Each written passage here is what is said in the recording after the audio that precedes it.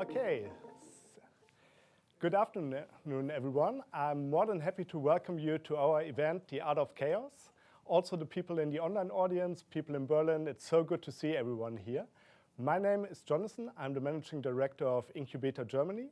And I have the honor to kick things off today because our main speaker, Lars, will arrive with a little delay. So, before we get started, just a little bit of housekeeping. The session will run for approximately 2 hours with a 15 minutes break in between. We will be recording today's event, so please feel free to share the recording with all your relevant contact afterwards. Content will be super exciting, so it must be interesting for many people within your network. And please interact with us on Slido. So you're more than welcome to ask us questions. Just go to your browser, type in Slido, hashtag Incubeta, and please send us all your questions, also for the speakers, for the panelists. We are more than happy to answer all of them afterwards. So what are we here for? The Art of Chaos. What does it mean? It's always good if you kick off an event with a specific topic, with a very practical example. And what happened today is that the gentleman that you see on the slides, Lars, our CEO, was supposed to kick things off. So I expected to sit in the last row, lay back, relax, and listen to Lars, but things came differently because of a chaotic situation that we were facing over the last couple of weeks at some of the global airports. So hopefully Lars will make it in the next couple of minutes. But this, of course, chaos always means uncertainty, and this uncertainty counts for all of us at the moment because there's a big uncertainty what I will do with Lars' slides and if I can generate some valuable insights with them. But let's hope for the best and let's see what we can do. So what we will hear a lot about change today. So what does change actually mean? Looking at the Economist covers from 2019 onwards, we are taking on a memory lane what we went through. So we went through a global pandemic. There's a war in the center of Europe. We have this constant topic of climate change. And many parts of the world are facing a strong recession, and we are all facing the results of a high inflation rate at the moment. And on top of that, there is something which will most likely be one of the biggest turning points in human history, the revolution of artificial intelligence. So it's fair to say it's not getting boring, and we are faced by huge challenges, and this comes with a lot of uncertainty, and uncertainty in many times means chaos. So let me stick to the example of AI. What does AI mean for us? I see many digital marketers here in the audience, and I'm sure you ask yourself the question, what does AI mean for me, for my job, for my daily life? Will I need to adopt to new technologies? How will content creation look like in future? What will media planning look like? Will my job still be relevant in future? And which new ways of working will we need to adopt to? So the art of chaos is mastering the chaos. And this comes with some questions we all need to ask ourselves. What is the current situation? How can I take control? And at the end of the day, ideally, how can I benefit from it? Because there is no change without opportunity. Looking at the timelines, looking at these Fortune 500 companies, they all were founded during a crisis. P&G during a strong period of recession in the United States. Disney during the Great Depression within the 1920s. LinkedIn during the dot-com bubble.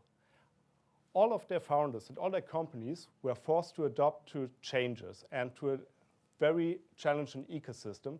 And I think it's fair to say they all made the most out of it. And this is because of a special mindset. The current situation forces us to be more creative, to think out of the box, and to adopt quickly to the new reality. And this comes, of course, with a huge opportunity, because if you are quick, if you are creative, you will win this race. And this This is a quote from a former English Prime Minister. Change is inevitable, growth is optional. We took, for many years, growth for granted. This is not longer the reality. I think we all agree to that. But the people who are really willing to face the change and make the most out of the opportunity and are open to the new reality, these people and these companies will definitely win the race. So what are we here for today? We are here to help you find calm in the chaos. Means learn to expect the unexpected, embrace change, enhance performance, and most of all, and we will have a lovely keynote touching this topic, be resilient. And we literally want to help you find the calm. And if you look under your seat, you will find a goodie bag. And this goodie bag contains an envelope. The majority of these envelopes will have the word chaos, but one of them has the word calm. And if you find the one with the word calm, congratulations, you just won this.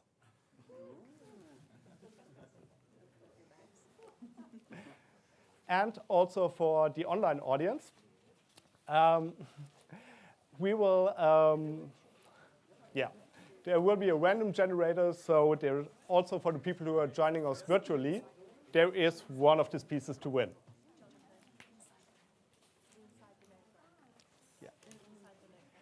Inside the note. The envelope is inside the notebook. I'm sorry. Little bit chaotic. So take the time and check it. I will quickly go through the agenda for today. So we will first start with Jess from Incubeta, who will speak about enhancing performance with creative intelligence. Then we will welcome Timo on the stage from Google. Topic, changing times, changing tech, the AI opportunity. Then we will take a little break and continue with a panel. So we will be able to welcome HelloFresh, Delivery Hero, Mix, and Zalando. And we will hear a lot about marketing in times of change and the answers from these exciting companies to our ongoing challenges. And then we will finish things with a lovely keynote about resilience. So without further ado, I'm more than happy to welcome Jess on the stage. And give her a warm applause.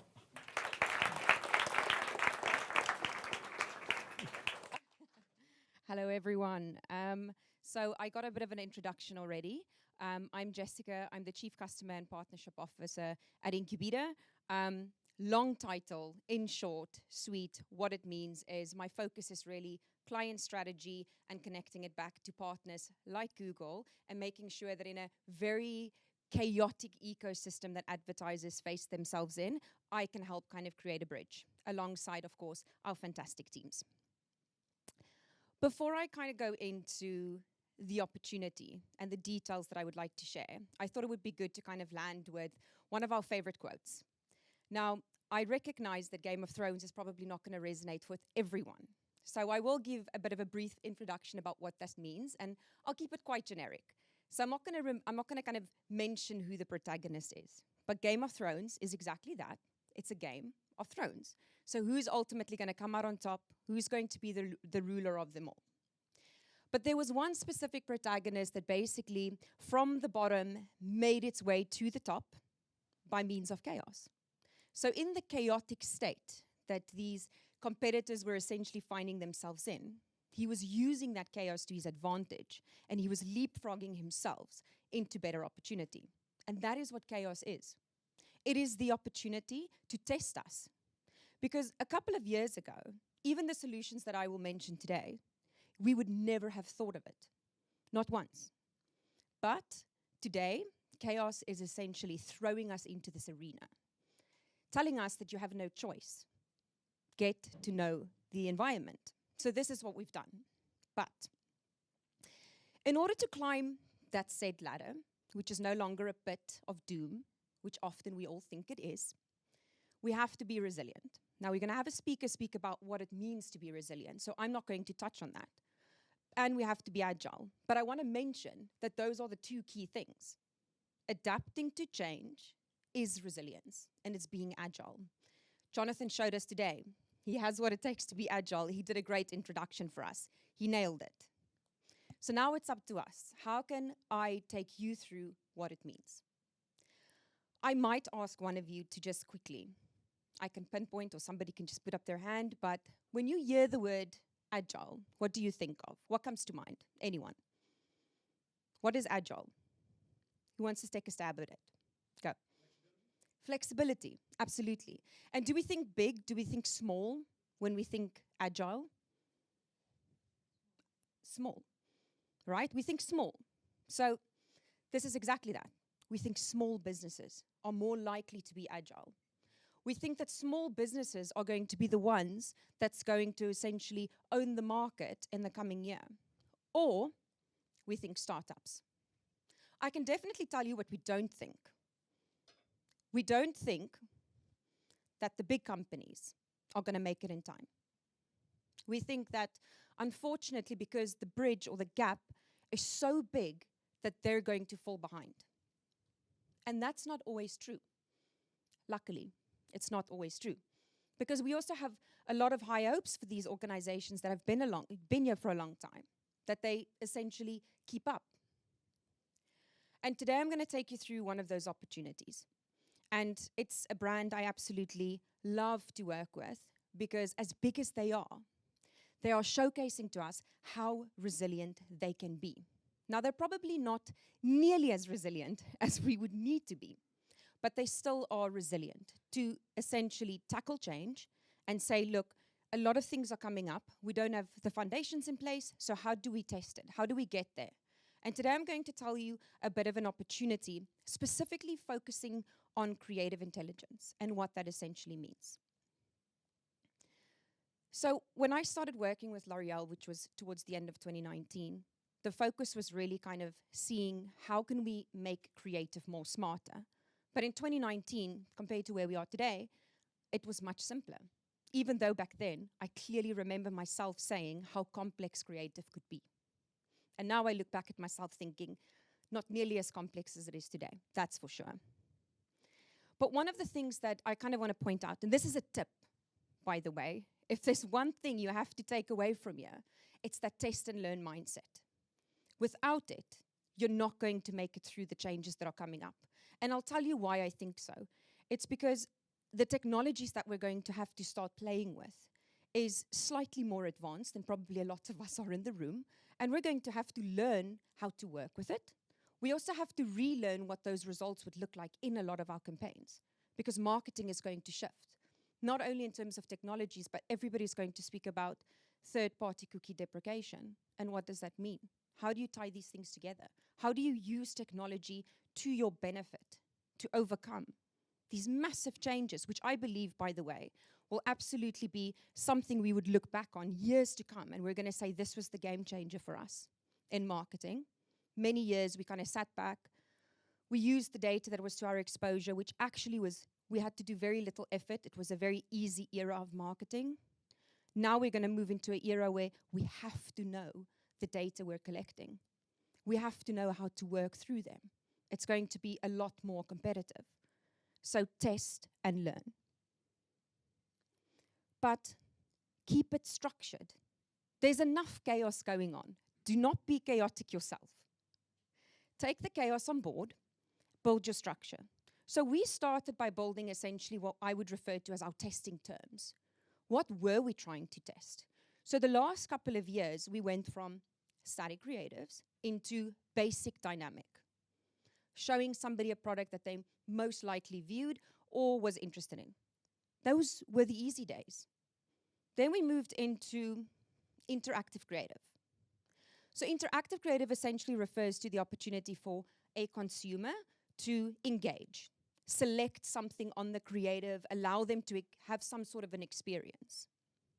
And our last opportunity, the one we now face, is AI. How can we use AI in creative? Of course, L'Oreal is a beauty brand. It makes sense for us to use a beauty brand with AI because we can take the in-store experiences or the home experiences of applying makeup to the digital world.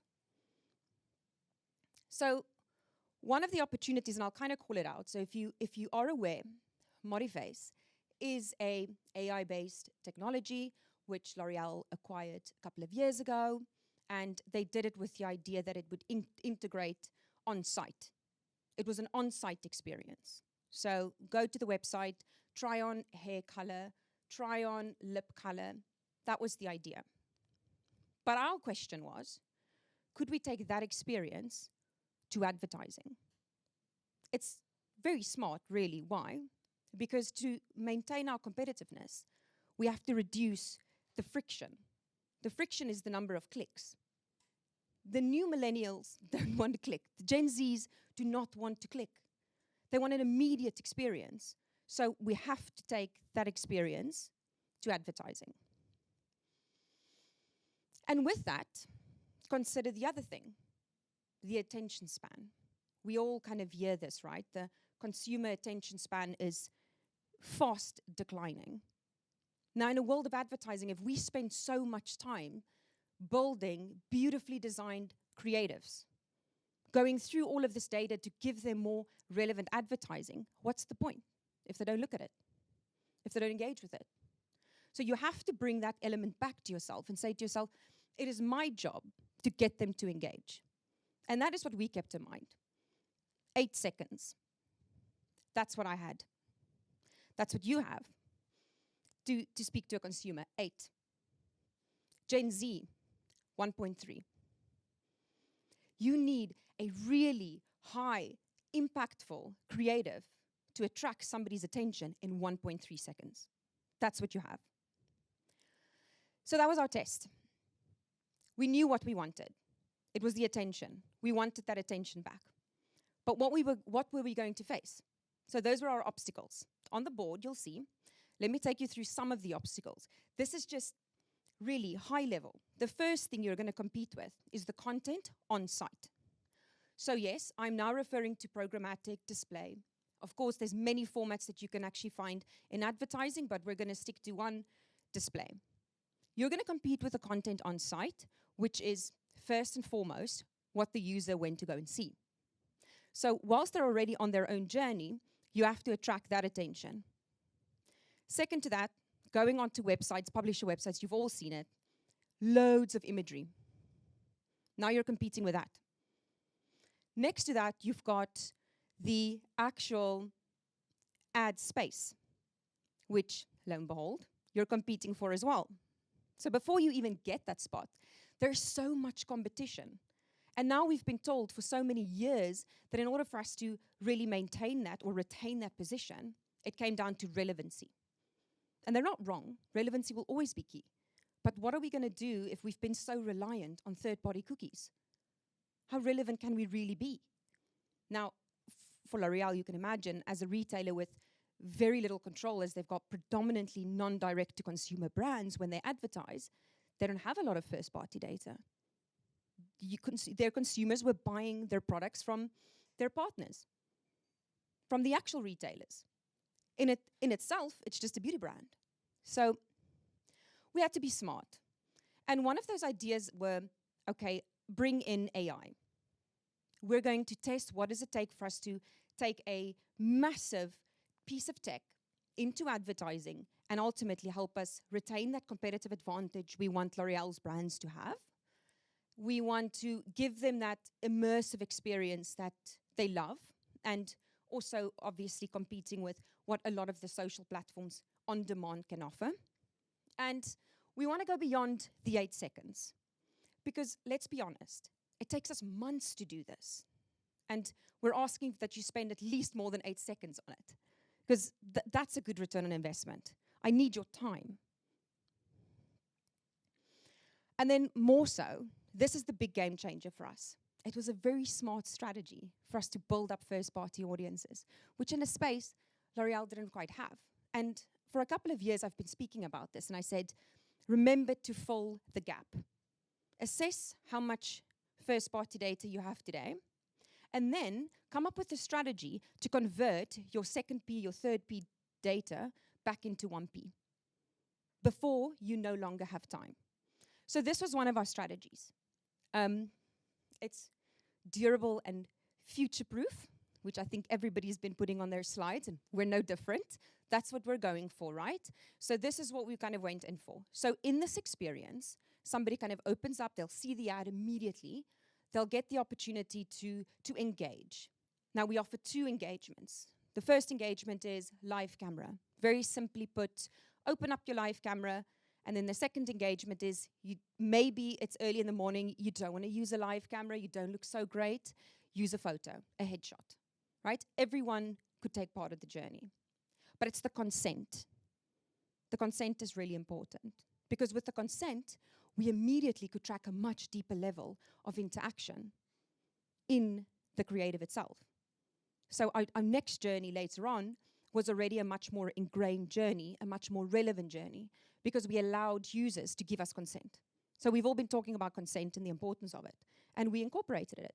Now, it is a strategy that 1, uses AI, and 2, builds up gaps of data. It's also the prime opportunity for us to kind of optimize and get a greater level of insights. Now, there's loads of propensity models that you can build today, specifically using things like cloud products and BigQuery, and you can kind of jump into the details and segment your audiences. But with a product like this, using AI, you can now get a better understanding of the steps they're taking. Which type of colors are they playing with? What is their journey to that? How do they switch around? And that's a level of insights we now get because they've consented for us to kind of segment them back in. So down the journey in our with retargeting strategy is extremely tailored. Now, of course, I should share what the outcome is so far. There's valuable insights. Now, I always say this to everyone, and I know my team always gets so, they feel the pressure where they go, oh, but it's not what we had hoped. Any result is a result. When you have a learning and testing mindset, it is about being able to say, is this worth my time? So to us, that's what we wanted to understand. Is this worth our time? Now, this test granting is still going, by the way. We're still kind of still running it. But the immediate ones I wanted to share was we really have a really good understanding now of the segments of audiences. So, and how we've defined these ruling is somebody that picks 2 or 3 hair colors is, I would say, a mildly engaged consumer. Somebody that does 4 to 5 different colors is a very engaged consumer. And that's somebody that we can definitely push on a whole different journey. And those are some of the triggers we wanted to learn from. How often do they make changes? The other one was probably one of the biggest ones is we're getting engagements rate from up to 87 seconds. That's a whole new human being. We no longer have the struggles of the 8-second person, which is extremely difficult to convince anything. So now we're getting a much deeper engagement, showing us that this was worth our time. Imagine 87 seconds of one person multiplied by the millions they might target. That's a competitive edge. That's a much more engaged consumer. And then one thing to be aware of, it is more expensive. A higher qualifying consumer, to no surprise, is more expensive, but worthwhile to kind of keep in mind. Logistics. I want to kind of call out logistics because it's a really important factor. Everybody's going to kind of start playing around with this. There are some platform restrictions that you have to kind of be aware of, and we've definitely learned this as well. Some of those restrictions might be things like publishers accepting things like live camera, and you need to be able to kind of get around those elements. This was a really good learning opportunity for us because before, nobody had these answers. So now you know that when you do design for AI, and we took a tech that was initially designed for web, and we kind of bridged it into advertising, and then basically also said, oh, it's mobile first. Design for your environment. It can essentially add so many months to your expected launch date if you're not aware of the restrictions that you will face. So we have got a multitude of tests that are currently running, integrated with publishers directly. We're doing it with open inventory as well. We changed the way that our creatives actually run. We're testing AI versus interactive. We're doing many different tests because it's the mindset where we kind of find ourselves in. And these were some of the immediate ones that were kind of showcased to us as a learning opportunity. But what is next? There's many things, of course. I just want to kind of caveat this in. There's many things that you can do with AI. But for us, in terms of creative intelligence and what that means, is we're now kind of at the point where we've bridged AI into creative. our next step is definitely saying, okay, well, now we're going to use AI to tailor messaging. And I won't go into the glorious details of what that would look like. I'm pretty sure it will be a much more extensive session. But the idea is that it allows us to create very unbiased ad copy that kind of learns from the environment that it is in. Because make no mistake, as humans, we're always quite biased in terms of what we create. And we can't help ourselves. It's just part of our nature. And then there's the optimization. This is going to be the game changer for us. Because there's heaps of data that we have. The problem we have is we still don't have the time or probably the energy to go through the results. And with creative and testing, you get a variety, a variant of results because every consumer is unique. So you need AI to learn. You need AI to kind of tell you how to better optimize. And then it's the generation. So you've seen a lot of these AI-generated creatives, but I want to kind of caveat in this is in a controlled space. Those AI-generated ones are fantastic to play with. But for a brand, you need to control the input. So you need to essentially create a bit of a net that says if it goes this direction, there is some element of control before it generates. And you can build brand guidelines into it. So that is ideally what we would like to do as we kind of move into further stages of testing, which is giving this overview of creatives tailored to consumers at a very micro level using AI. To summarize, and I hope this is something that you take away from it as well, is chaos is chaos, and it's always going to feel extremely overwhelming, but it doesn't really matter who you are, what you do, there's opportunity for everyone in it. If you sit down, you draw it out, you will find that opportunity for yourself. Thank you.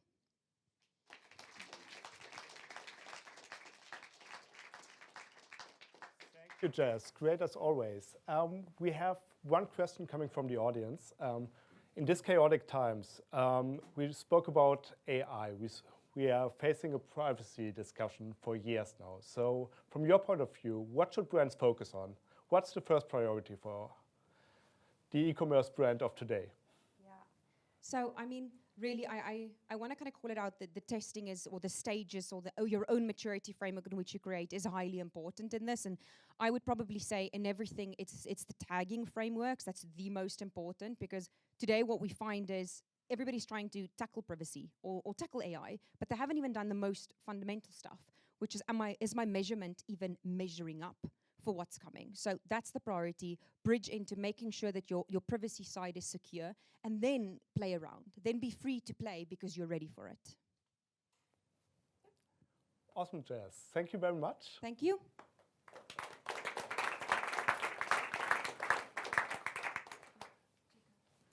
So, next one, I have the honor to announce Timo, Head of Data and Management from Google, and he will give us more insights into the AI opportunity. Before I go really into the topic of AI and marketing and how Google think about it, I would like to let you know that we are here in the Google office, which used to be a hospital many years back. And it is not only about marketing and digital giants who are using AI, it is particularly also the medical service industry, the healthcare sector that's using a lot of AI. And I want to tell you a little story how I experienced AI as a patient. I'm a child from the 70s, and so I was blessed with a lot of sunshine and very little sun protection. So I have to go to the dermatologist every year to have a checkup. And it was a year ago when my dermatologist told me there is a spot, I'm not really sure about it, and I don't know what to do with it, might take it out or not. But she has a new system. It's an AI system. She has a camera, she can look at it, and then we can decide. So I was taking a photo with a special camera. The AI took a look at it, they analyzed it, and then the AI came to the conclusion, harmless. 2 days later, my dermatologist called me up and she told me she's not really feeling comfortable with the decision and she would like to take it out. And thanks God she did. It wasn't really very bad, so nothing really happened, but it was like a pre-stage of a pre-stage of a pre-stage. It was better to take it out. From this time on, my dermatologist always tells me that AI doesn't work.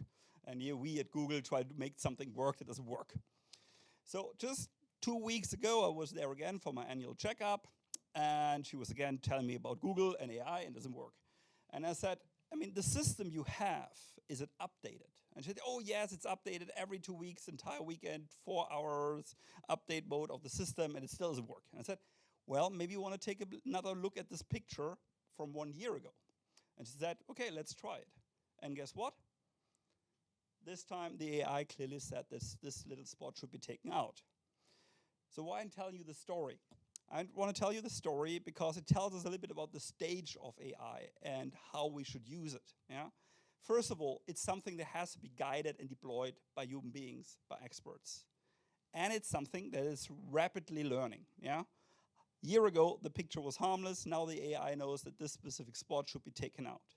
And this is kind of the situation we're currently in. Yeah? We need to work with it so that the AI gets better, and we need to deploy it wisely to make it work for us. So from a Google perspective right now, we look at AI as a third big shift. We had the first shift with the advent of the internet, the commercial internet, late 90s, early 2000s. And then we had, so to say, the second shift was mobile, 2012, 2015, where we all then used our mobiles not only to take calls. The young generation doesn't take calls at all anymore with a mobile, but the internet came to the mobile. And now we're in a situation where really something dramatic happens. AI for us as Google is a huge engineering challenge, an opportunity or chaotic moment. Because this is something where we really have to work from both sides. It's a hardware topic as well as a software topic. So it's a huge challenge, chaos, crisis that we take on and really work as an entire company against it. Why is it such a big topic? We always had this famous Moore's law in computer science that every 2 years the number of circuits on a CPU is actually doubling and the speed of computers is doubling. Currently, we're in a situation where every 6 months, the hardware capacity that is really processing AI algorithms is actually doubling its capacity. So we are at a completely different, let's say, development curve right now. That's very exciting times, but we have to work a lot with that to make it work. So we started in 2017. We started with AI a lot earlier. The nucleus, the start of AI, actually is the YouTube recommendation engine. This is when Google started to work with AI to actually propose the best next video to you as a consumer. 2017, we had the start of transformers, where we started to go from this very controlled AI, also in what now is very popular, the topic about all these large language models, where we try to better understand and process language. They're called language models, but I think it's a little bit misleading, because language is more than German, French, Dutch, English. It is actually the way humans codify knowledge and communicate and exchange knowledge with each other. So it's not about really learning a language, it's more about learning our knowledge and how we humans actually write it down and share it with each other. So we have multiple different AI models there.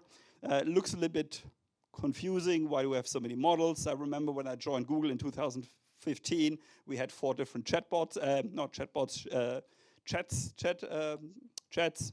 None of them ever made it up to challenge WhatsApp. But there's a really good reason why we have so many models, because these models consume a lot of processing power, a lot of data. And the more specialized these models are, the higher the performance is and the higher the quality of the outcome. We have Lambda, which is, for instance, a natural language generator. We have AlphaFold that analyzes the DNA. So there are many models here that basically help us to really tackle also specific problems or challenges or tasks. It's not only the one big thing, like you could think about ChatGPT or in our version Bard, which might replace search one day or later. AI means a lot of applications, a lot of specific applications as well. This AI is actually incredibly powerful to analyze and predict huge amounts of data also in real time. One example, for instance, here is to find the most fuel-efficient route from A to B using real-time traffic data.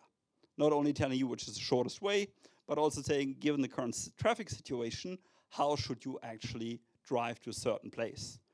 Or a similar complex problem is, for instance, the marketing campaign, with users jumping from channel to channel, from device to device. How do you get the users you want with the right message at the right time? But AI now goes a step further and is also what we call generative AI, or AI that is creating new content.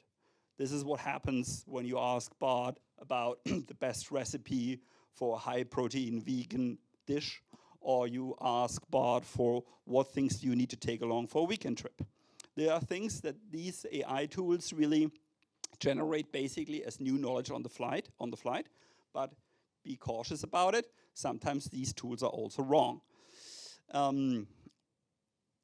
So why is it important for marketing right now? I think Jessica already referred to that. We are in a situation where we have huge uncertainty.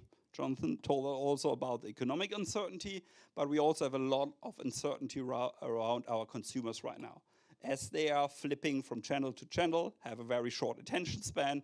So it's harder to really capture this high valuable user with the right message at the right time. This is a perfect situation to use, or a perfect challenge to deploy AI. So what do we think will be the main benefits of AI, particularly in marketing? It will be, on the one hand side, of course, about ROI. Compared to other models we're using right now, it's not only going to tell you where did you invest your dollar the best way, but it will also tell you where you should invest the next dollar to have also a huge ROI, or the best possible ROI with your next budget. It will help you to cast a wider net in the entire consumer ecosystem, so you can reach new customers, learn new things about your customer, and really find these high valuable customers. And the last point is what we call expertise. I was also struggling with that word. Well, expertise, what should this mean? Well, expertise is actually, all the area of digital marketing that Google usually doesn't touch that much. And Jessica was talking about it. It's very much about the creative process. So it's not analytics, it's more expertise, where a lot of gut feel is still in play when marketers work with their agencies. Particularly in this field, and I really love your example, AI can bring in a lot of information and help, because AI can test, simulate, and forecast a lot more creative opportunities than any human being could ever do.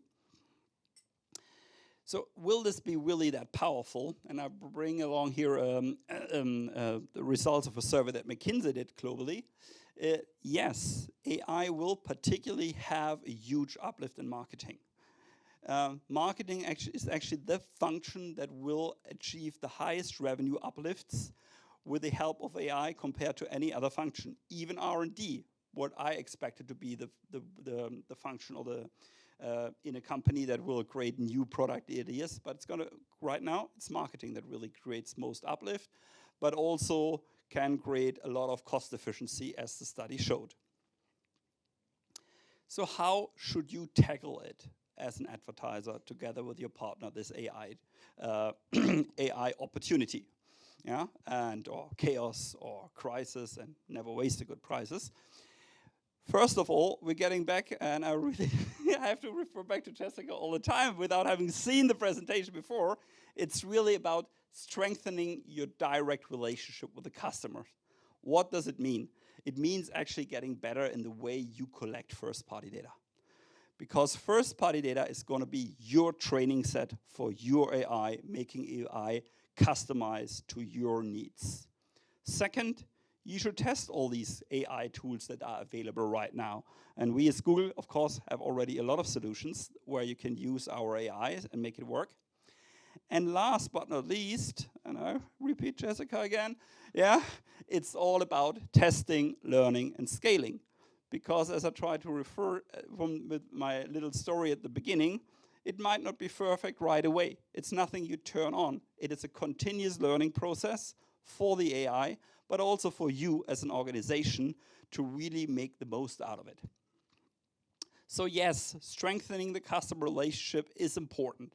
And I'm very glad that I can tell you now also another rationale for strengthening the customer relationship, not only because privacy regulation will make a lot of data that is available go away right now.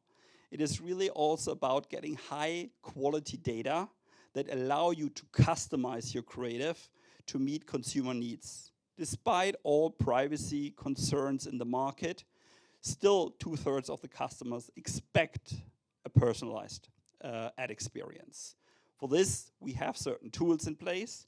But for me, it's always important, and this is probably the most complex slide I'm going to torture you with today, is the fact that there are so many ways to actually find the value that is most valuable to your customer and most valuable to you to bring basically into our tools, into AI tools. We always talk about first-party data. Oftentimes, we talk about first-party data. Our advertiser customers think, oh, it's audience data. No, it's as well conversion data that you can bring in that very well reflect the specifics of your business. And then there are already in the terms, in the continuum of first-party data, a lot of different levels of sophistication you can use to better tell basically the AI system what is of value to you and what is the best data that is closest to your business model. Yeah, it can be just at the beginning very simple volume data, how many clicks, how many customers. It can be revenue data already. It could be things like profit data that already requires some computation. And it can be go all the way to prediction models like churn prediction, audience prediction, customer lifetime prediction. They will get closer and closer to what is really valuable to you. Then yes, there is a lot of AI tools out there that you can use in bidding or in audience simulation like Google Analytics or in targeting. Already 80% of Google's customers use one form of AI or one tool supported by AI already today.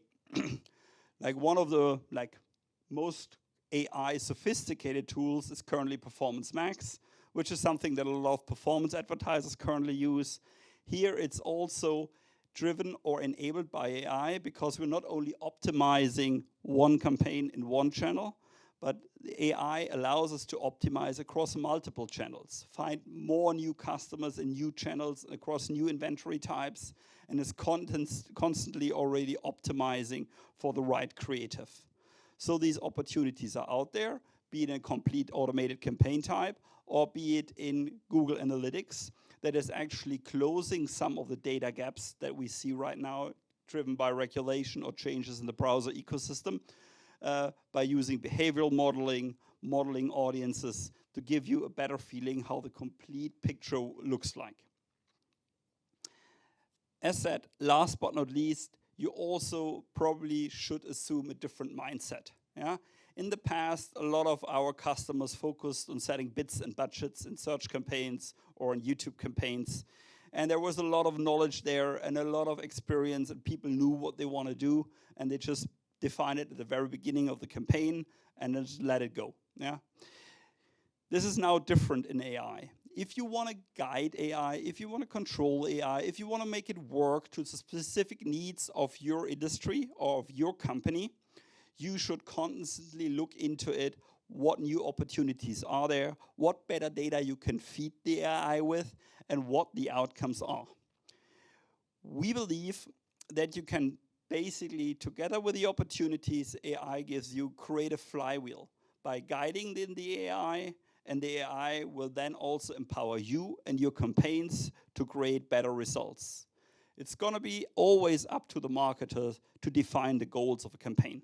It will be up to the marketer to say what are the right targets, what are the target audiences that I want to achieve, what type of impact do I want to achieve with a campaign. It's going to be you who has the first idea on a creative. Yeah? And it's going to be you who's going to set what kind of conversions you want and what kind of conversion data you're going to set. Then the AI can mix different creative types and find the optimal version to get the right attention on a website that is already full of pictures and videos and text. It's the AI that can then test with a wider range of media channels and audience segments to find the best customers for you. And the AI will not only deliver a campaign, the AI will also provide you with new insights, what this specific elements or objectives you defined delivered really for you, what new customer segments you were able to approach, which new customer segments really worked for you, and what is actually in for you using all of these tools. This will create a flywheel, but it will also require a shift of mindset. It's not a spray and pray approach you can take anymore. It is something where you constantly will need to work together with these tools, provide better data to basically create the best output that you can achieve in a campaign. Thank you very much.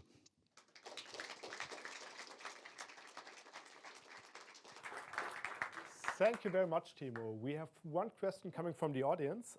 What is the most exciting feature from BART from your point of view, and what will it open for users?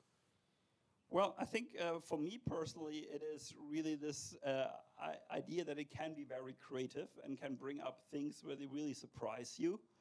I'm probably an old school guy. I always check with Google then whether this is always true or not. Yeah, but it's really interesting. I can always recommend people. There was a fantastic documentary on BBC, 60 Minutes, on Google and Google AI that I really can recommend everybody to watch. You might want to search it on your most trusted video platform. They can find it. Yeah, and this tells a lot about the entire evolution. And for me, it's currently most exciting to see how these things get better every day. Awesome, Timo. Thank you so much.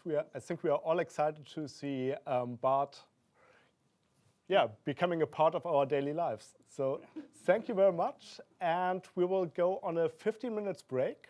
So please help yourself outside with drinks and snacks. And yeah, we will welcome you back at 3:30.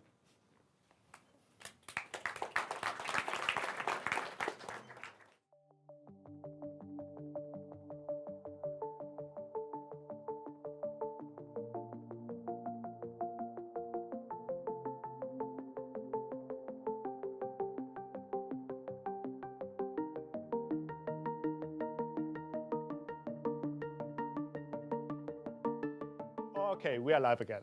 So thank you very much for coming back. The next point on our agenda is our panel with Zalando, Mix, Delivery Hero, HelloFresh, and Incubeta. And I have the honor to hand over to Lars, who finally arrived and will host our panel. So.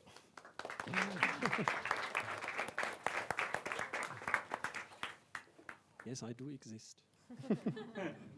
Managing the art of chaos. Interesting way of coming here. Sorry for mixing up, especially to my team. Sorry for mixing up agenda and everything that was planned. I finally made it. About half an hour ago, I arrived. And I could listen to what we had before. So let's have this a break. And so we had the commercial part before. This is the more entertaining one. So we're not selling Incubeta anymore. We're not selling Google. Timo, forgive me. Now it's entertaining, and now we've got a bit of a list of the who's who of digital industry on our panel.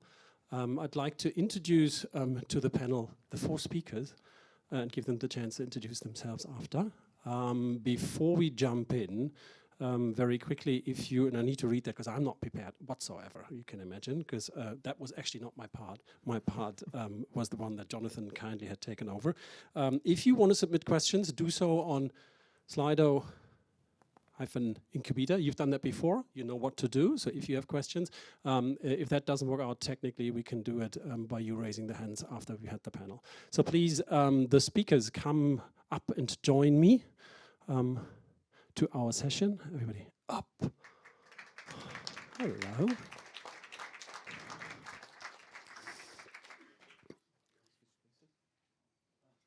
I will. Oh, that's interesting. Topic is chaos. You wanna chaos? Well, we don't need that, do we? I mean, we don't need AI to find out that something went wrong, but that's okay. It's totally fine. Welcome to the stage. Thanks for coming. Looking back at the last couple of years, we were facing loads of chaos, and I will question you on how you and your companies have dealt with that. Because looking back, now we're living in a more or less normal world again, but 3 years ago, that what we have called normal suddenly broke away. And especially for the digital industry, it became A, very challenging, and B, the growth driver that we have never seen before. But first of all, let us do a bit of a round of introduction. Annabelle, let's start with you first, very quickly. Yes, so hi, my name is Annabella. I'm CMO at Mix, which is a furniture startup in Berlin. I've been in the marketing startup in Berlin since around about 15 years. 15 years of digital, loads has happened. Who wants to go next? I don't know. I can go. Hi, I'm Piotrek. I'm a director of display and programmatic in Delivery Hero. Been in the industry for the last 10 years or so. I spent most of the time in London, so still quite new to the Berlin advertising kind of community. But the cities are the same. Not really. Metropolis, very international. Okay, who's next? Hi, my name is Yuri. I work at HelloFresh, and I'm looking after our data and audience strategy. Cool, thanks so much. Hey guys, my name is Nicola, but people call me Nico for simplicity, and I work for Zalando for about 2 years now. And as you can see, I'm a ad product manager, let's say, but I wear many hats. I also do like digital media advertising and also ad tech stuff, where I just basically automate all of the processes and turning all of the manual processes into machine work. So we've got from furniture to fashion, from delivery to food, we've got it all. We've got all of that has thrived through the big wave of what digital has become. Let's start with one burning question at the very beginning. If you look at what happened in the last 3 years, from a pandemic when everything sort of shut down, and most of us didn't even know whether our businesses will survive or not, to an inflation that was imminent, because if you flood the markets with money, inflation is the consequence. We all try to ignore that, but then it hit us. Now we are facing I don't know whether it's a recession or not. I mean, I studied economics. It's not a proper recession because many KPIs haven't been ticked. But still, everybody calls it a recession. But we're going through troubled times. We are facing what has been mentioned a couple of times today. We are facing the cookie world going away. So the first party data will be there. So what does that actually mean for you? What have you done? What have you learned? What has made the last 3 years for you in business and your company so complicated? How did you tackle that chaos? I mean, all of your brands are still there. You've survived. And some of you better than before. So what was it that your company has done to embrace that chaos, that change? Who wants to go first? Because I'd love to have an answer from all of you. There's no way out. Yeah, I'm happy to give it a try, let's say. So I think, when managing the chaos, there's like probably two sides of the coin, right? One is probably the more internal company, how we act as marketeers or people working in the marketing industry. And then what do we communicate to our customers? And I think when it comes to the first part, in our day-to-day jobs, it's about, we heard this today, like test and learn and scale. But I think it's important to make a choice of what should we test. And this calls for really like hard prioritization. And I'm also here to embrace fun. So I think the projects that you work on that are fun to you, have a more likelihood to be successful. So it's finding, where is the fun with, let's say, the low-hanging fruits in the business. And then trying to start with this and start the testing and learning process, because once something is started, then things are falling apart, falling into pieces, yeah. Okay, learning number one in a crisis, test and learn and have fun. Yes. In short, next. Oh, I guess that's me. So in regards to the first party data, right? How do we play around with it and what do we do? So basically, I mean, I'm lucky to work in such an industry, that's fashion industry, and working for Zalando, that's a completely digital service. We have high volumes of first party data by nature, right? So we could play around with it however we want. But the true question is, how does the business collect this first party data if business is entering a new market? For instance, Zalando entered new markets like a few years ago, 6 of them or 7, I can't remember. And we didn't have any first party data there, right?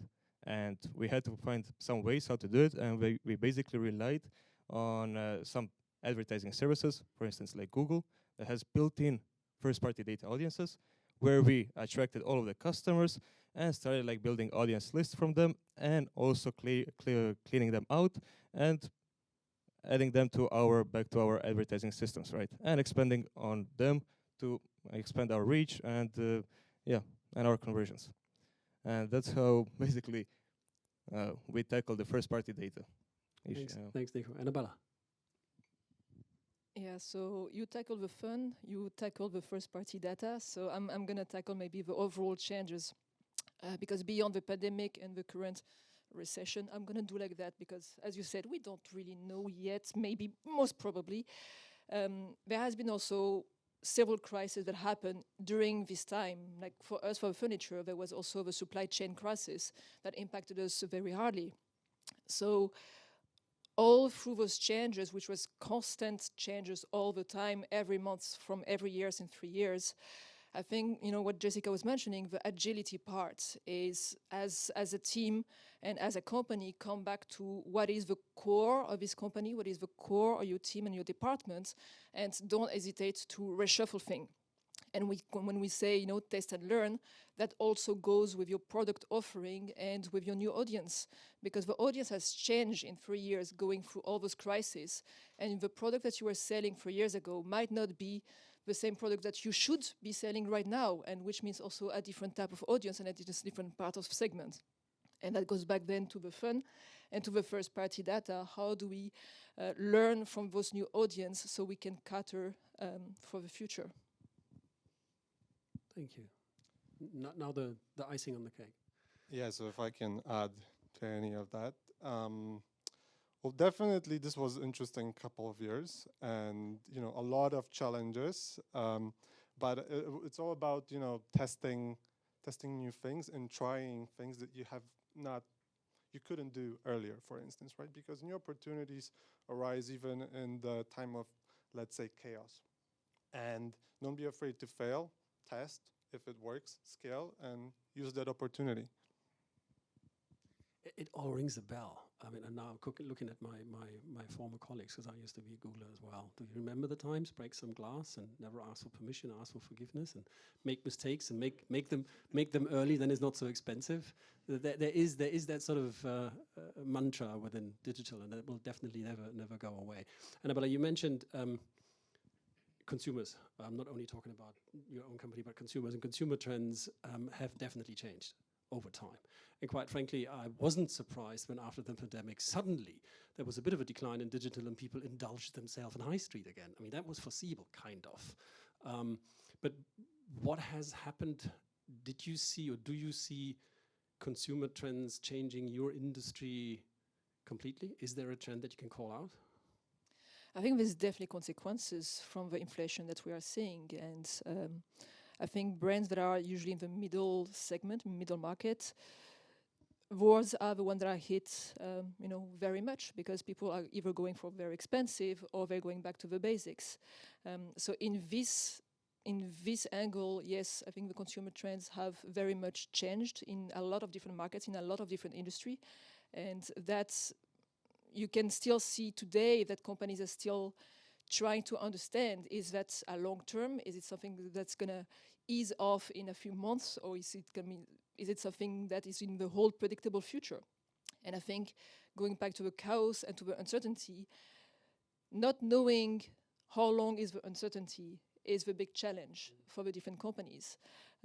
When we try to do some forecasts and predictive analysis, it's like, okay, is it a 3 months thing? Is it a 6 month thing? Or is it a 3 years thing? And what else, which other crisis is going to come now? So yeah, there is a complete change of consumer behavior for some industries, and a lot of different companies are now trying to understand how does that impact themselves, how does that impact their offering. Did that actually impacted you? Do you see a change in your consumer trends as well? Yeah. Yeah, definitely. So during the pandemic, it was more about the travel topic. People could not live the life as they used to. And for selling food, this meant also giving people the opportunity to explore. So, for example, explore Italian food. Of course, it's not replacing a travel, but maybe it can give a little bit of this vibe in terms of what is a trending topic. So the Italian weekend brought to you by HelloFresh. Exactly. And yeah, you mentioned also a very important other topic. Vegan food is a very yeah, consumer trending topic. And depending on the market, as HelloFresh, we also try to advocate more sustainable eating and yeah, recipes that are more CO2, let's say, efficient. To your question about the current state, and we all heard the word inflation already. Now the question is, what can my money buy? So in terms of, again, selling food, is what do I get for my money? And then this is also something that, in terms of strategy, we try to emphasize in our communication. Sorry to interrupt. Do you want to add to that? Because it builds a nice bridge into something that we have observed over the last couple of years, that consumers have become way more demanding, not only when it came to product or to pricing, but also when it comes to the front end, the shopping window, the mobile function, the web page. Can you see that as well? Like, can you echo that? Is that actually happening? It needs to click straight away, and consumers get impatient. Is that? It's definitely what we heard about today, about using first-party data to address the right message to the right customer. To going back to the vegan example, as if somebody is on a plant-based diet and you show them like a very meaty dish, this might not resonate with somebody in 1 second. So, but if somebody is looking to cook together with their kids as a family, and you show them exactly this scene in their home, then this you can get their attention within a couple of seconds. Yeah, and to add to that, coming back to the 1.3 seconds, right, from the Gen Z, there is definitely now, with the new generation, an expectation of a flawless service that, yeah, you should not even tap or click, that everything should just happen, and the service needs to be excellent. So we can really see that, you know, going from millennial to Gen Z, that the expectation of digital, but not just actually digital, but also retail products needs to be completely perfect experience from A to Z. And it's fascinating to see even with ourselves. Like, I mean, I experienced that yesterday again with that lovely flight that was cancelled at 11 o'clock at night in Zurich at the airport. And you don't get an email from the airline, and there's no push message on the app, and you get sent to a dark hall to counter 7, where there obviously is nobody at 11 o'clock, and then you were pushed down to collect your luggage, and you think, hang on, but it's all been booked digital. Why do I need to collect my luggage? Why don't they just rebook me? Why is there no push notice on the app? It's like so hell frustrating. What helped was just calling Lufthansa Senator Service. They sorted it out. But this is not a digital experience. That's just simply bad. Talking of being bad, KPIs, have they changed in the last 3 years? Do you optimize your campaigns, your go-to-market differently than you've done before COVID? Anyone? Well, engagement and the length of that engagement definitely becomes more important. And this. And how do you measure that? Well, that's a good question, right? Like, I'm curious. So we now have to manage to collect all the data. We've discussed AI, right? And how do we collect all that information, and on which horses do we bet sometimes, right? And whether we're going to hedge our risk in that area to make sure that when we are able to utilize the data, whether it's from engagement or anything else along the user journey, we have to make sure that this is in place before we actually act on it. Engagement, yeah, that's correct. Nico? Yeah. So basically, for our KPIs, it's a tricky question to ask. What kind of KPIs are you measuring, and did they change? Of course, they changed. As market changes and consumer behavior changes, also our micro KPIs change, right? But I believe that our North Star KPI should remain the same, which needs to be like broad North Star KPI and adaptable enough to be adapted to new emerging technologies.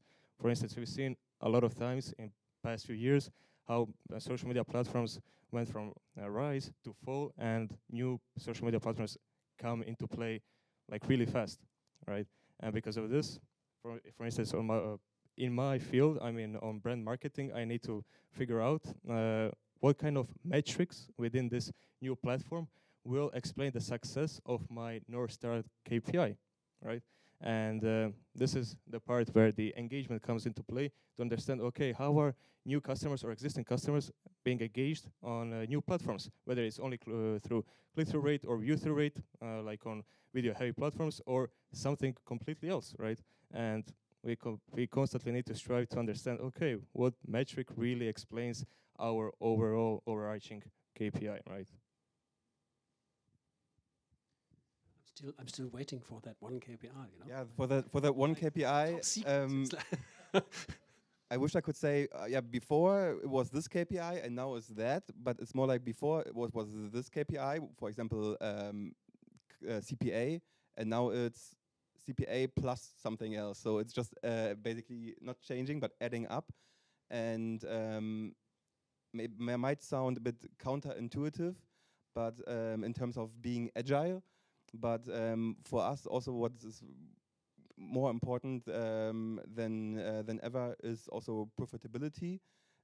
So not only measuring, okay, where this conversion is coming from and how much do they pay for this conversion, but for example, what is the user doing along the journey? So if we convert somebody via, I don't know, this channel, marketing channel X, will this user stay with us and continue to buy our products? Or will this user be, I don't know, shopping one product and then never coming again? So it's not only looking at the point of conversion as how much I pay for that, but also looking at the long-term data, which is, like I said, a bit counterproductive or counterintuitive of staying agile, but it's super important. Yeah, I think you mentioned the keyword profitability, and I think that's a bit always the keyword that nobody wants to say it, but it's there. The whole, transition of growth at all costs to profitability at all costs is the big change that we've seen happening in the past 3 years. And we of course have a CPA, the CAC, whatsoever, that are always going to be there, but now it's also going to be more nitty-gritty into the detail and into the business part of marketing. What is the margin? Can we optimize based on the margin? What are the predictive analysis and tools that we can use in order to better optimize our campaigns for future profitability? So all the vanity KPIs that we used to have, I don't know, number of followers, we're mentioning about the platforms that, raise and die. This type of metrics that were quite important and quite trendy a few years ago right now have a back seat, and everything that is more profitability and margin are the front seat. So one can definitely say that digital has grown up, has arrived in the real world. So it's not about CAGR and growth rates and ridiculous growth rates and at all costs. Now we have to not only build, we have to create value. Something has to be there in the bottom line. Like to hear that, but the second you arrive, you're going to be hit with the next challenge. KPI, one of the KPIs in the past, the cookies and everything you could read out of them is going to go away.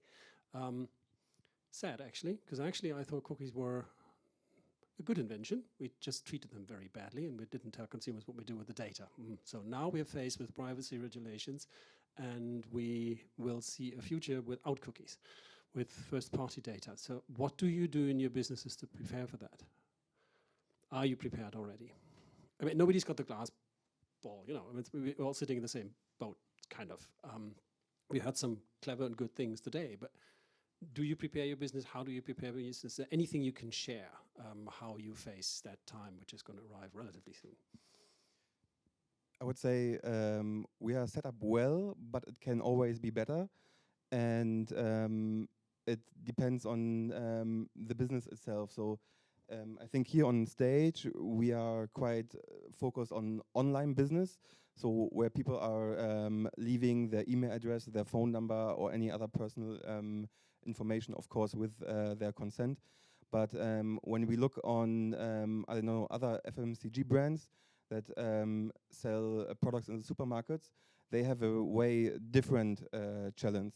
So I think the challenge is different to the business. Some companies, they need to invest more in collecting first-party data, and this is their first-party data strategy to build up a solid first-party data pool.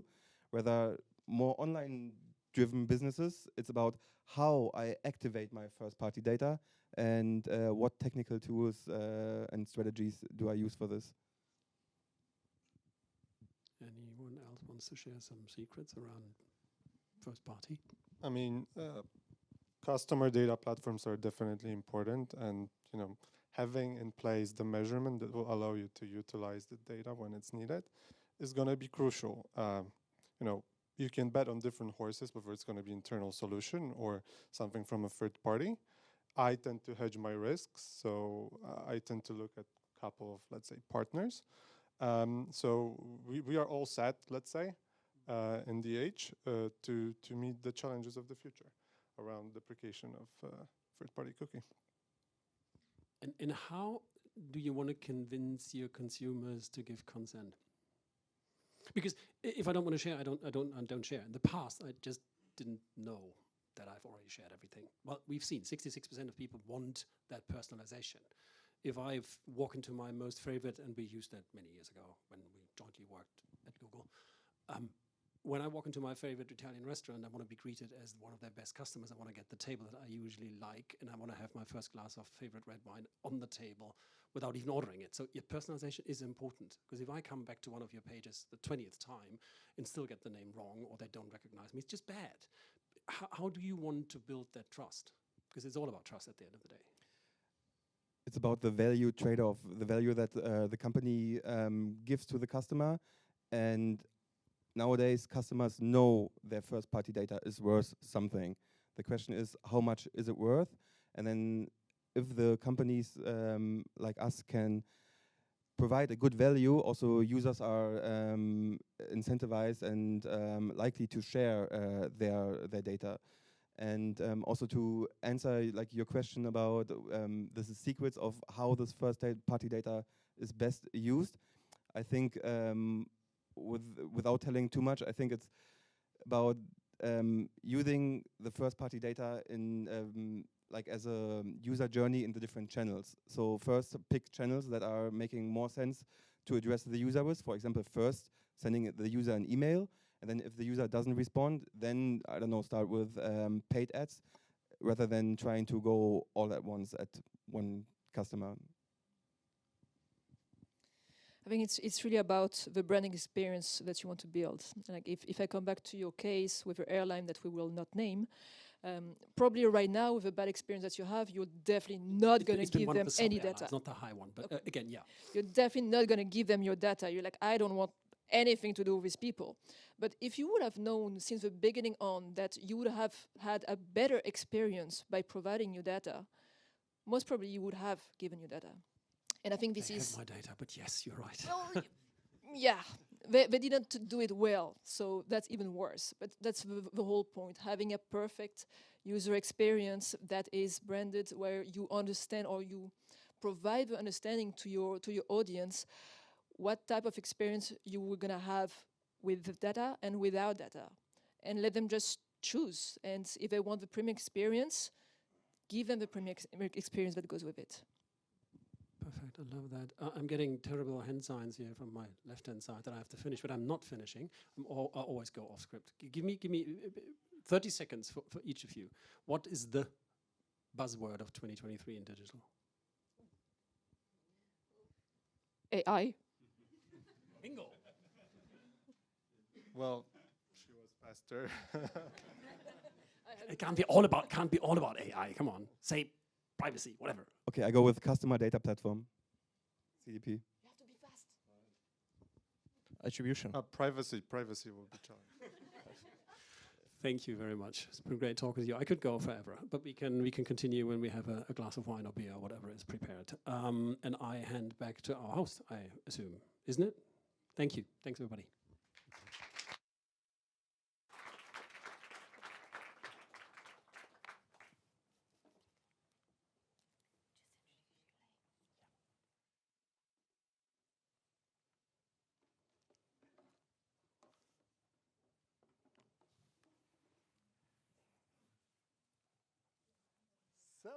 Thank you very much. This was good fun, and this brings us already to our last presentation for today. So I have the honor to announce Sule here. She will talk about resilience and, well, hopefully leave us all with a very optimistic mindset and well prepared for the future. So stage is yours.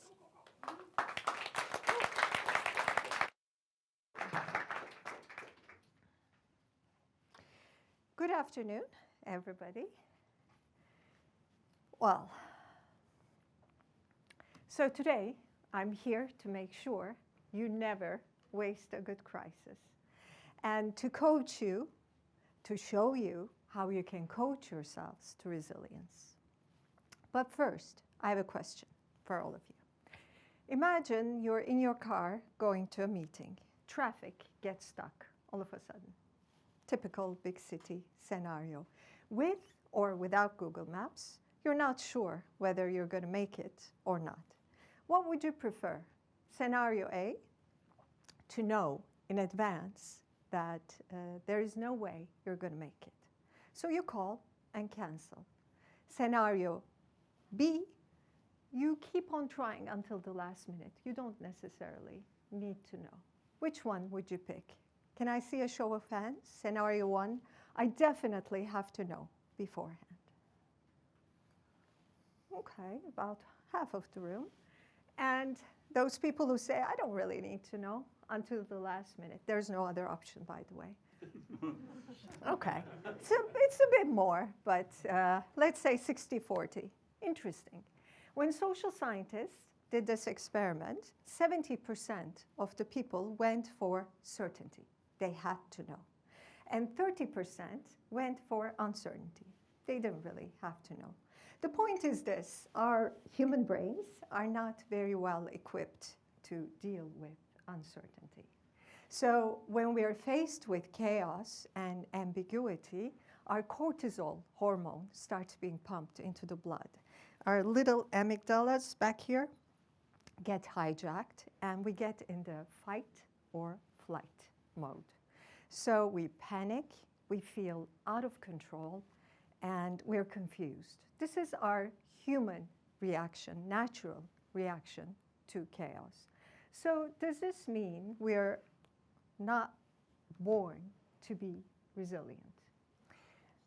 Well, the answer is yes and no. No, we are not genetically programmed to be resilient. But yes, we can teach our brains to be resilient. So resilience is not in our nature, but it's in our nurture, to nourish as a skill. So we can actually, time and time again, develop our resilience. So that's the first good news of the day. Emmy Werner, an American developmental psychologist, did an amazing piece of research in the 1970s.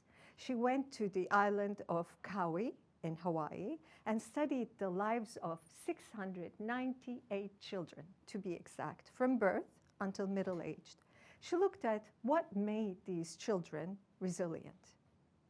And some of these children were born into difficult circumstances: poverty, divorce, drug abuse. Others were born into happier, more agreeable circumstances. But it did not matter, really, what they were born into. What mattered was how they developed. And she identified 4 factors. You see them up here. 1, problem solving, ability to solve problems on your own. That helps you develop your resilience in your older years. 2, growing up with a trusted mentor whom you can go consult things with. 3, having a sense of responsibility and helping those in need. And 4, good communication skills, so developing healthy friendships. And come to think of it, these help our resilience still today. Complex problem solving, having trusted mentors in our lives, and developing healthy long-term friendships and helping others are all known to increase our resilience. Before I go any further, I'd like to really define and make it crystal clear as to what resilience is and what it is not, because I think we have been sort of using it a little bit too much of late, and sometimes we use it interchangeably with other things that are not exactly resilience. So American Psychological Association defines resilience as the process of adapting well in times of trauma, threat, and tragedy. For resilience to take place, we have to have a big crisis in our lives, a big change. And in the business world, we define this as the VUCA environment. I'm sure you've all heard of it: volatile, uncertain, complex, and ambiguous. Harvard Business School, and I love this definition, defines resilience as adaptability personified. So it's your unique potential to adapt to your new circumstances as a leader or an institution. I define it as your courage to look into your abyss. So when you come to the edge, like in this picture, you may feel a bit dizzy, you may feel a bit scared, but somehow you still keep your calm and you can gaze into the horizon with a glimpse of hope. Now that takes two things: curiosity, a thirst for knowledge, and courage, strength for action. Those two things, curiosity and courage, will see you through any crisis and chaos. What is not resilience? And I'm sorry for that.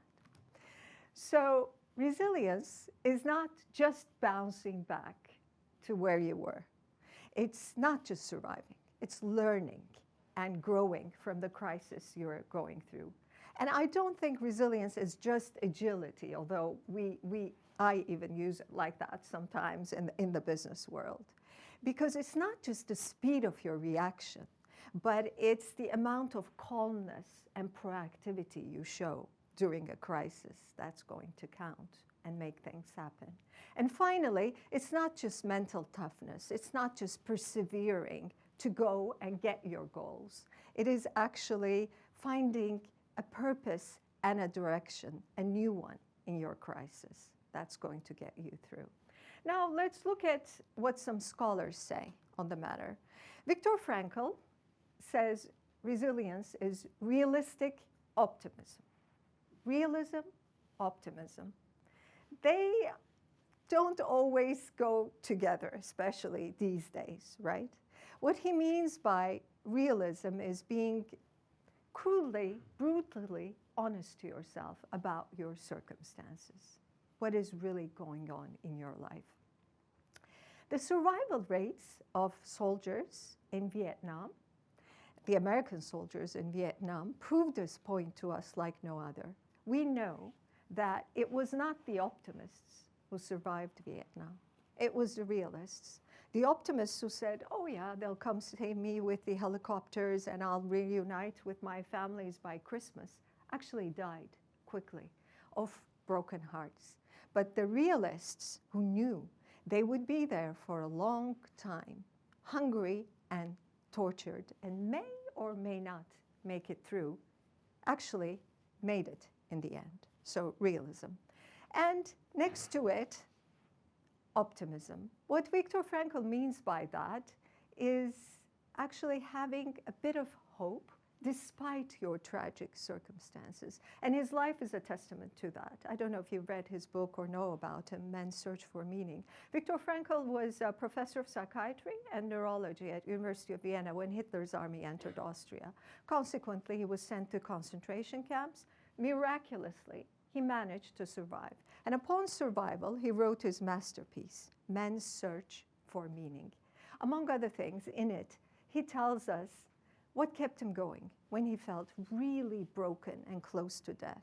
One, it was helping other inmates, helping others as a psychiatrist. And two, imagining reuniting with his students in classrooms when and if he survived. But this was a different kind of imagination from the soldiers we just talked about. Viktor Frankl, during his experiences in the war, what he observed, he put together a new psychotherapy model called logotherapy. And according to Viktor Frankl, It is not our will to pleasure, like Freud says, or our will to power, like Adler says, but it's our will to meaning that keeps us going in a crisis in tough times. So finding a meaning in your work, in your relationships, and in the deeds you do. So realistic optimism. Aaron Antonovsky, another scholar, added yet a third element, which today we think is perhaps the most important one, resourcefulness. So according to Antonovsky, to be resilient is to have a sense of coherence in your life.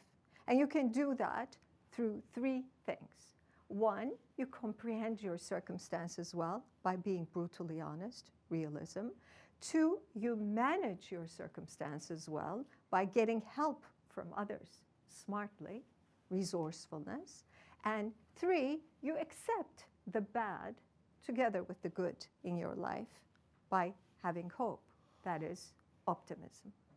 All good, but how are we going to do that, right? How are we going to coach ourselves to resilience today, as of tomorrow? So I think that these three C's are quite important in coaching yourself to resilience: your context, your content, and your conduct. Context, what's up? What's happening for you today? If you are to be 100% honest, how are you feeling emotionally and mentally? What is the best thing that can happen in your crisis? What is the worst thing that can happen in your crisis? What can you take control of so that you can do something about it? And what is simply beyond your control, so you might as well just forget about it. In 2004, at the height of my career, I was the managing director of Saatchi & Saatchi, Istanbul. I was asked to resign overnight. That was a shock. And the worst case scenario, I think, would have been demoting to account director position to make ends meet. That did not happen. The worst case, the best case scenario would have been finding a CEO position the week after. That did not happen either. Instead, I took control of my career and I launched as an entrepreneur my own business. And looking back now, it was one of the best decisions that I made. Moving on to content. So what's important? Reorienting and prioritizing so that you can tap into the resources available to you smartly and quickly. Who can help you? With what? How can you reframe asking for help, not as a weakness or a vulnerability, but as a strategic strength? It's very important. I'll say that again. How can you reframe asking for help in the business world from your colleagues as well as a strategic strength, but not as a weakness or a vulnerability? So when COVID hit, my father had just passed away, and I thought, okay, I have all this time and somewhat energy in my hands. What can I do? I can relaunch my business, and I can rebuild my body that I kind of forgot about. So I tapped into my international network to market my resilience workshops and keynotes. And I started working closely with other coaches from Columbia University and Harvard University to gain new insights into leadership coaching and resilience coaching. And I partnered with a Pilates instructor to work out over Zoom, like many of us did. So 3 years down the road now, I have a growing international business and I think a bit of stronger abs. Well, thank you, yeah, thank you. That's the most difficult. So conduct. Conduct is perhaps the most difficult part of it. So what's next? How can you act with determination and hope? I think your values will be the best point to start. What are your values? Do you know your values? Do you live by your values? Now, there's an important distinction here between the values that you are told to have, like responsibility and honesty, and the values that may actually be very dear to your heart, like peace or independence. It's different for everybody. So are you living authentically? Are you being true to yourself? Have you found your calling? Do you know your purpose? Because that's going to make you not fear the future, but be hopeful about it despite your crisis. I must say this last bit of the puzzle is perhaps the most difficult to find, because it's going to prompt you to ask difficult questions and make hard choices. What have I done up to now? What have I not done? Who am I? Who am I now? Whose life am I living? What is my passion? What do I want my legacy to be? And therefore, what's next for me? Now, these questions paved the way for me to change my career from marketing to coaching. So I went from influencing consumers to buy brands to helping leaders like you redesign their lives. What I did was, to do that, I paused. I took a little pause within my midlife crisis. I felt the peace, and I got a new perspective and found my new purpose, which was to coach myself first and then others into resilience. Viktor Frankl also says, present moment is the pacemaker of meaning. So it's today, the present moment we're in. As we grow older, we look for the meaning in the past, and when we're younger, we look for the meaning in the future. But it is actually right now, today, where you can find it.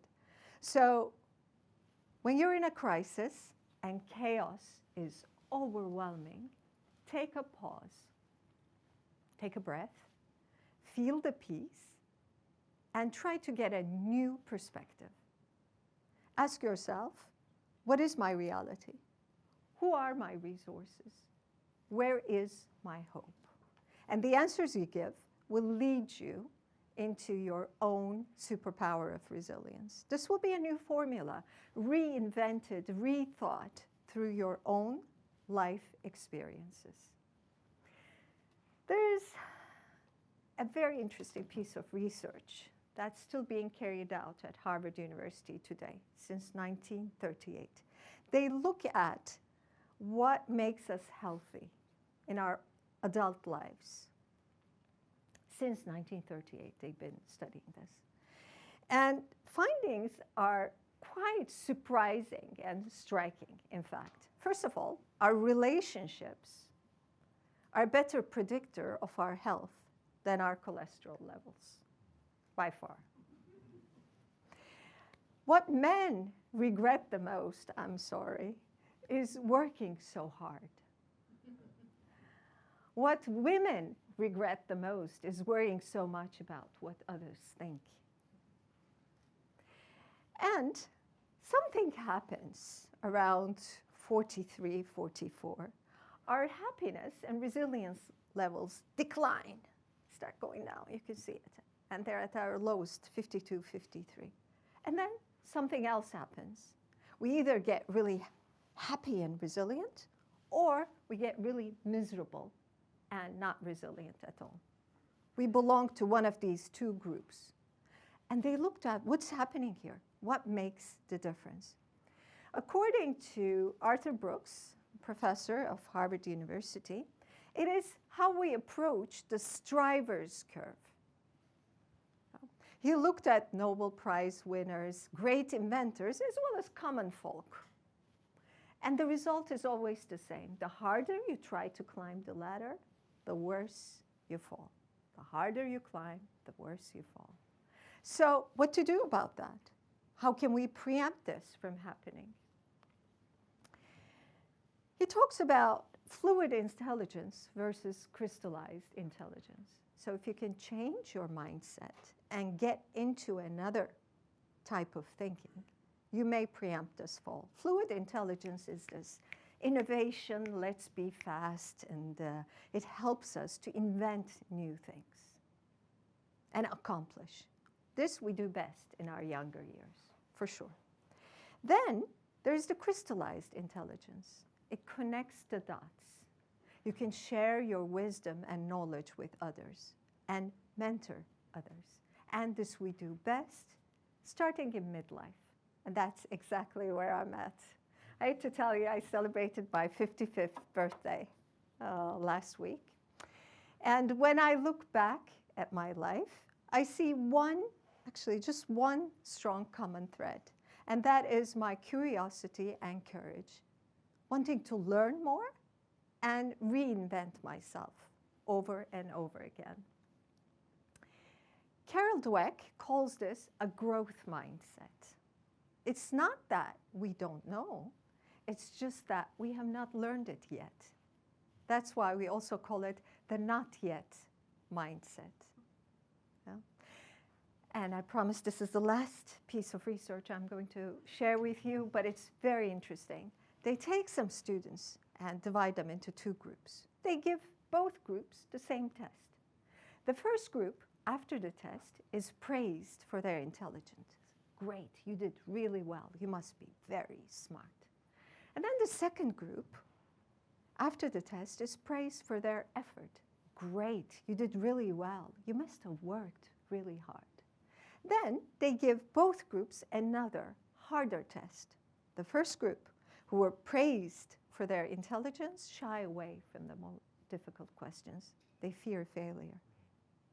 The second group, who were praised for their effort, happily go after the challenge. Do not fear failure. Embrace the challenge. Have a growth mindset to be resilient. Because the harder you try to climb that striver's curve and success ladder, remember, the worse you're going to fall. So it's not the extent of your accomplishment, but it's the extent of your effort that actually counts. I must say, though, this growth mindset, not yet mindset, is a bit counterintuitive and contradictory to our upbringing and circumstances today. We're told by our parents, our teachers, our bosses to go get that girl, do well on that test, win that pitch. So Stryber's curve gets reinforced time and time after. We're so busy making careers and relationships work that we forget to pause and find a new perspective and our purpose. So what happens? There's this little curious, creative, and courageous child, I know, in each and every one of us today.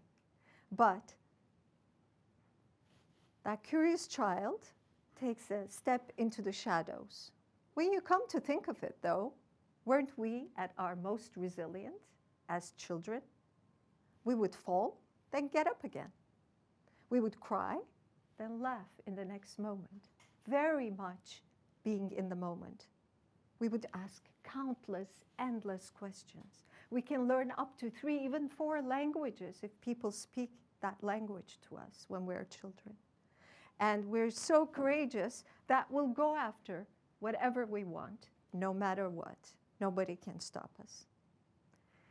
So if you want to coach yourself to resilience, like in this picture or photograph, get a bit cheeky and stay curious.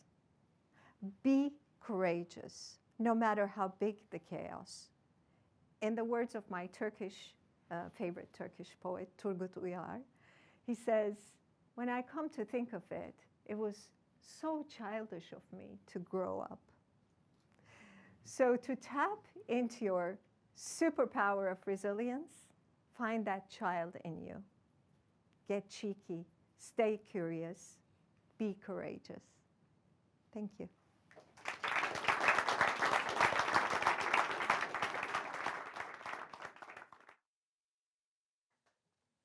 Thank you so much, especially for sharing so many personal details. This was super insightful and gives us, hopefully all, a lot of food for thought. So we we came to the end of our event now, and of course we love hosting these events, but we would like to improve. So please do us a favor, also for the ones who are joining us online, and give us your feedback. We will make a donation. Scarlett, will we plant a tree? Yeah. Idle. So we will do something good for every relevant feedback. So please share your thoughts, share your comments, share your ask for future events.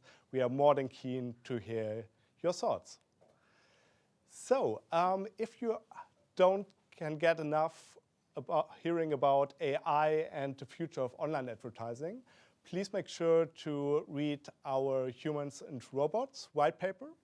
It deals with AI, it deals with many of the topics we have touched with, so check the QR code and invest 30 more minutes in the future of your AI and online advertising business.